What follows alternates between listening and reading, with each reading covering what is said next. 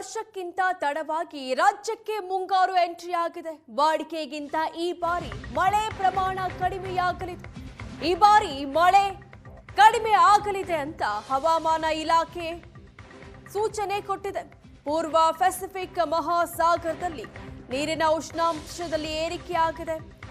ಈ ಪರಿಣಾಮ ರಾಜ್ಯದಲ್ಲಿ ಸುಮಾರು 10% ಮಳೆ ಕಡಿಮೆಯಾಗುತ್ತೆ ಅಂತ ಹವಾಮಾನ ಇಲಾಖೆ ನಿರ್ದೇಶಕ ಸಿಎಸ್ ಪಾಟೀಲ್ ಮಾಹಿತಿ ಕೊಟ್ಟಿದ್ದಾರೆ. 4-5 ದಿನದಲ್ಲಿ ಕರಾವಳಿ ಭಾಗದಲ್ಲಿ 20 ಸೆಂಟಿಮೀಟರ್ ಮಳೆ ಆಗಲಿದೆ. ಅರಬ್ಬಿ ಸಮುದ್ರದಲ್ಲಿ ಗಾಳಿ ವೇಗ ಹೆಚ್ಚಲಿದ್ದು ಮೀನುಗಾರರಿಗೆ ಎಚ್ಚರಿಕೆಯನ್ನ ನೀಡಲಾಗಿದೆ. ಜೂನ್ 11ರವರೆಗೆ ಉಡುಪಿ, ದಕ್ಷಿಣ ಕನ್ನಡ, ಕರಾವಳಿ ಭಾಗಕ್ಕೆ ರೆಡ್ ಅಲರ್ಟ್ ಅನ್ನು ಘೋಷಣೆ ಮಾಡಲಾಗಿದೆ. ಪ್ರತಿ ಬಾರಿಗಿಂತ ಈ ಬಾರಿ ರಾಜ್ಯದಲ್ಲಿ ಮಳೆ ಪ್ರಮಾಣ ಕಡಿಮೆಯಾಗಲಿದೆ ಅಂತ ಹವಾಮಾನ ಇಲಾಖೆ ಎಚ್ಚರಿಕೆಯನ್ನ ಕೊಟ್ಟಿದೆ. ಇನ್ನು ಕೆಲವೇ ದಿನಗಳಲ್ಲಿ ಕರಾವಳಿ ಭಾಗದಲ್ಲಿ 20 ಸೆಂಟಿಮೀಟರ್ ಮಳೆಯಾಗುತ್ತೆ. ಹೀಗಾಗಿ ಮೀನುಗಾರಿಕೆಗೆ ಹೋಗಬಾರದು ಅನ್ನೋ ಎಚ್ಚರಿಕೆಯನ್ನ ಸಹ ನೀಡಲಾಗಿದೆ. ಜೂನ್ 11ರವರೆಗೆ ಉಡುಪಿ, ದಕ್ಷಿಣ ಕನ್ನಡ, ಕರಾವಳಿ ಭಾಗಕ್ಕೆ ರೆಡ್ ಅಲರ್ಟ್ ಘೋಷಣೆ ಮಾಡಲಾಗಿದೆ.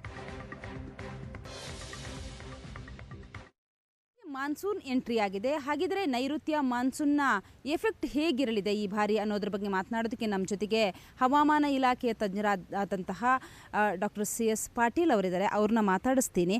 ಸರಿಗ ರಾಜ್ಯಕ್ಕೆ ಮುಂಗಾರು ಎಂಟ್ರಿ ಆಗಿದೆ. ಇನ್ನೆಷ್ಟು ದಿನ ಮಳೆಯಾಗುತ್ತೆ, ಯಾವ ಪ್ರಮಾಣದಲ್ಲಿರುತ್ತೆ ಅಂತ? ಕರ್ನಾಟಕದ ಕರಾವಳಿ ಜಿಲ್ಲೆಗಳಲ್ಲಿ ಜೂನ್ 8ರಿಂದ ಜೂನ್ 12ರವರೆಗೆ ವ್ಯಾಪಕವಾಗಿ ಮಳೆಯಾಗುವ ಸಾಧ್ಯತೆಗಳದಾವು.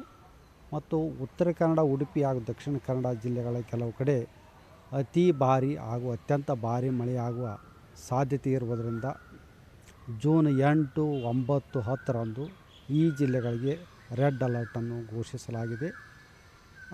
ಜೂನ್ 11, 12ರಂದು ಈ ಜಿಲ್ಲೆಗಳಿಗೆ ಆರೆಂಜ್ ಅಲರ್ಟನ್ನು ಘೋಷಿಸಲಾಗಿದೆ. ಉತ್ತರ ಒಳನಾಡು ಹಾಗೂ ದಕ್ಷಿಣ ಒಳನಾಡಿನ ಜಿಲ್ಲೆಗಳಲ್ಲಿ ಜೂನ್ 8ರಿಂದ ಜೂನ್ 12ರವರೆಗೆ ಹಲವು ಕಡೆ ಅಂದರೆ 75% ಪ್ರದೇಶಗಳಲ್ಲಿ ಮಳೆಯಾಗುವ ಹೆಚ್ಚಿನ ಸಾಧ್ಯತೆಗಳದಾವು. ಕೆಲವು ಜಿಲ್ಲೆಗಳಿಗೆ ನಾವು ಆರೆಂಜ್ ಅಲರ್ಟನ್ನು, ಕೆಲವು ಜಿಲ್ಲೆಗಳಿಗೆ ಯೆಲ್ಲೋ ಅಲರ್ಟನ್ನು ಕೂಡ ಉತ್ತರ ಒಳನಾಡು ಹಾಗೂ ದಕ್ಷಿಣ ಒಳನಾಡಿನ ಜಿಲ್ಲೆಗಳಿಗೆ ಘೋಷಿಸಲಾಗಿದೆ. ಮುಖ್ಯವಾಗಿ ಬೆಳಗಾವಿ, ಶಿವಮೊಗ್ಗ, ಚಿಕ್ಕಮಗಳೂರು, ಹಾಸನ, ಕೊಡಗು ಈ ಜಿಲ್ಲೆಗಳಿಗೆ ಮುಂದಿನ 3 ದಿನಗಳವರೆಗೆ ಆರೆಂಜ್ ಅಲರ್ಟನ್ನು ಘೋಷಿಸಲಾಗಿದೆ. ಮುಂದೆ ಧಾರವಾಡ, ಹಾವೇರಿ, ಗದಗ, ಬೀದರು, ಕಲಬುರಗಿ, ಯಾದಗಿರಿ, ವಿಜಯಪುರ, ಹಾಸನ ಜಿಲ್ಲೆಗಳಿಗೆ ಯೆಲ್ಲೋ ಅಲರ್ಟನ್ನು ಕೂಡ ಘೋಷಿಸಲಾಗಿದೆ. ಬೆಂಗಳೂರಿನಲ್ಲಿ ಮುಂದಿನ 4 ದಿನಗಳವರೆಗೆ ಹಗುರದಿಂದ ಸಾಧಾರಣವಾಗಿ ಮಳೆಯಾಗುವ ಹೆಚ್ಚಿನ ಸಾಧ್ಯತೆಗಳದಾವು.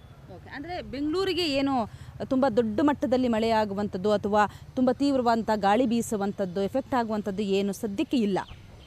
ಬೆಂಗಳೂರಿನಲ್ಲಿ ಅಷ್ಟೊಂದೇನು ಮಳೆ ಆಗಲ್ಲ. ಹಗುರದಿಂದ ಸಾಧಾರಣವಾಗಿ ಮಳೆ ಆಗ್ಬೋದು ಸಾಯಂಕಾಲ ಮತ್ತು ರಾತ್ರಿ ವೇಳೆಯಲ್ಲಿ. ಕರಾವಳಿ ಭಾಗದಲ್ಲಿ ರೆಡ್ ಅಲರ್ಟನ್ನು ಘೋಷಣೆ ಮಾಡಿದಿರಿ. ಸೊ ಅಲ್ಲಿ ರೆಡ್ ಅಲರ್ಟ್ ಅಂತಂದರೆ ಜನ ಯಾವ ರೀತಿ ಮುನ್ನೆಚ್ಚರಿಕಾ ಕ್ರಮಗಳನ್ನ ತೆಗೆದುಕೊಳ್ಬೇಕು ಮತ್ತು ಎಷ್ಟು ಮಳೆಯಾಗುವಂತಹ ಸಾಧ್ಯತೆ ಇರುತ್ತೆ ಅಂತ? ರೆಡ್ ಅಲರ್ಟ್ ಅಂದ್ರೆ ಕೆಲವು ಕಡೆ ಮಾತ್ರ ಸುಮಾರು 20 ಸೆಂಟಿಮೀಟ್ರಷ್ಟು ಮಳೆಯಾಗುವ ಸಾಧ್ಯತೆ ಐತಿ. ಕೆಲವೊಂದು ಕಡೆ 20ಕ್ಕಿಂತ ಹೆಚ್ಚಿನ ಮಳೆಯಾಗುವ ಸಾಧ್ಯತೆಗಳದಾವು. ಅದಕ್ಕೆ ನಾವು ರೆಡ್ ಅಲರ್ಟ್ ಅಂತ ಕರಿತೀವಿ. ಆರೆಂಜ್ ಅಲರ್ಟ್ ಅಂದ್ರೆ 13 ಸೆಂಟಿಮೀಟರ್ಲಿಂದ ಒಂದು ಸುಮಾರು 19 ಸೆಂಟಿಮೀಟ್ರ್ ತನಕ ಮಳೆಯಾಗೋದು.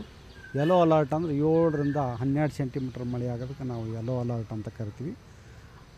ಇಲ್ಲಿ ಬೆಂಗಳೂರಲ್ಲಿ ಲೈಟ್ ಟು ಮಾಡ್ರೇಟ್ ಅಂದರೆ ಒಂದು ಸುಮಾರು ಒಂದು ಮ್ಯಾಕ್ಸಿಮಮ್ ಅಂದರೆ ಒಂದು 6 ಸೆಂಟಿಮೀಟ್ರ್ ತನಕ ಮಳೆ ಆಗ್ಬೋದು ಅಷ್ಟೇ. ಬೆಂಗಳೂರಿನಿಂದ ಕ್ಯಾಮರಾ ಪರ್ಸನ್ ರವಿ ಜೊತೆಗೆ ಮಮತಾ ವಾರ್ಧಾಳ, ಏಷ್ಯಾನೆಟ್ ಸುವರ್ಣ ನ್ಯೂಸ್.